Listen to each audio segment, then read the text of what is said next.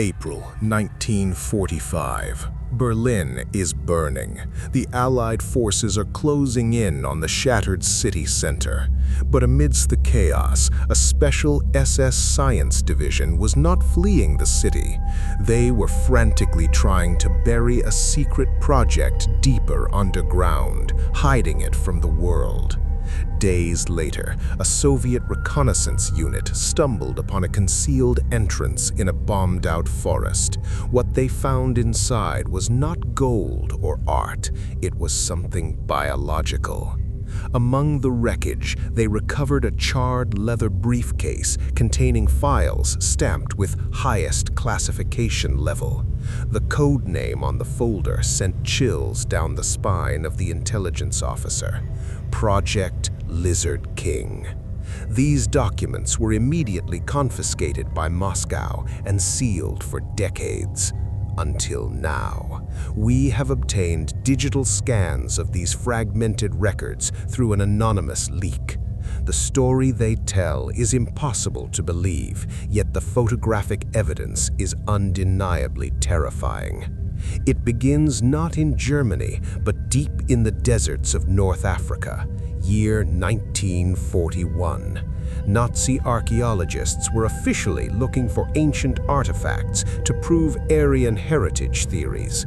Unofficially, they were following rumors of a valley of dragons mentioned in occult texts. Deep in a dried-up riverbed, the expedition team discovered something massive embedded in the rock. It was a graveyard of prehistoric creatures preserved in frighteningly good condition. Dr. Friedrich Krauss, a radical geneticist, noticed something unusual about the marrow inside the bones. In his report, he claimed to have found intact biological material preserved by unexplained alchemy. The discovery was immediately classified. The site was locked down by heavy military presence. Berlin saw an opportunity, not for science, but for the ultimate terror weapon. Funding was granted instantly. The fossils were crated up and shipped to a secret facility. The destination was a converted salt mine in Poland, codenamed Installation Hydra. Deep underground, far from Allied bombers, Dr. Krauss began his horrific work. The goal was simple: extract the ancient DNA and fill the gaps with reptile genetics, and rebirth the apex predators of the past to serve the Reich. But playing God in a damp, dark mine had terrifying consequences. By the winter of 1943, the incubation chamber was fully operational and warm. The scientists watched breathlessly as the first synthetic shells began to crack open.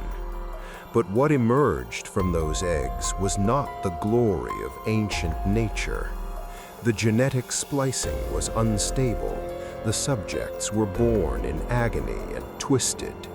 Most were incinerated immediately to hide the shameful failures from Berlin command. Dr. Krauss did not stop. He simply demanded more fossils and more electricity. Month 17 marked the breakthrough. Subject Alpha 1 survived the initial hatching phase. It grew at an unnatural rate, doubling its size every single week. Its appetite was insatiable. It consumed raw meat with terrifying aggression and speed. But it was the intelligence in its eyes that truly scared the guards. It wasn't just an animal, it was watching them. It was learning routines. Soon, Alpha 1 was too strong for the standard containment unit. They fitted it with a heavy steel muzzle and shock collar restraints.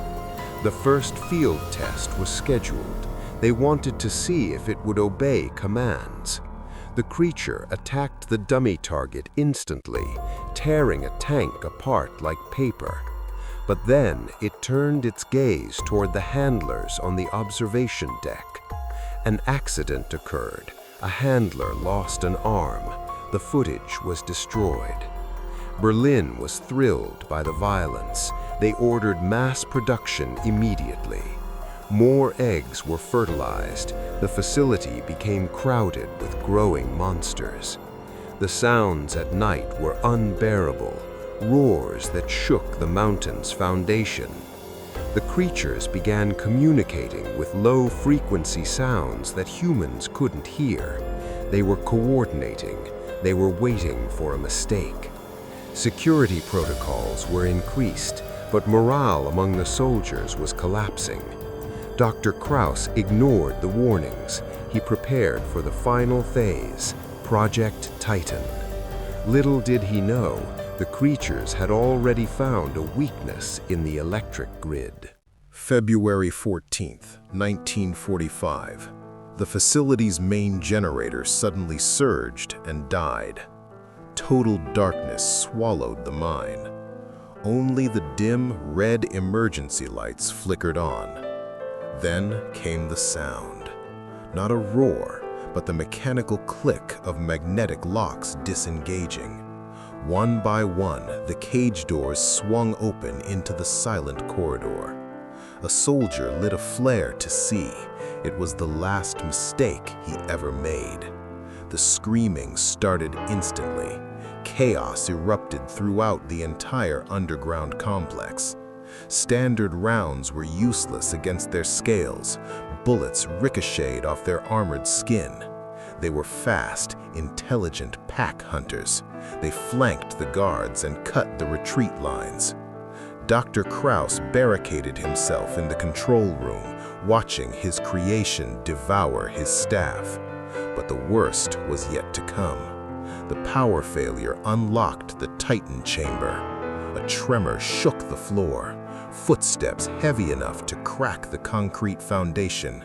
The T-Rex hybrid emerged. It was armored, scarred, and filled with rage. It tore through the defensive line like they were toy soldiers. A tank tried to fire. The beast crushed the turret with its hydraulic-enhanced jaws. Dr. Kraus believed he could still control it. He stepped out onto the catwalk. "Obey me!" he screamed. The Titan looked up, eyes burning with recognition. It lunged upwards. Metal screamed as the entire walkway was ripped from the ceiling. The Creator was consumed by his creation. The chain of command was broken. The surviving soldiers retreated to the tunnel entrance, sealing the blast doors behind them. They trapped the demons inside, but they also trapped themselves in the valley. Berlin ordered Protocol Zero, total incineration of the site. Bombers arrived at dawn. They didn't target the enemy, they targeted the mine. The entrance was collapsed under tons of rock and fire. The screams were silenced. Officially, Installation Hydra never existed. The soldiers were listed as MIA, but legends say, deep under the earth, the Titan is still waiting, hungry.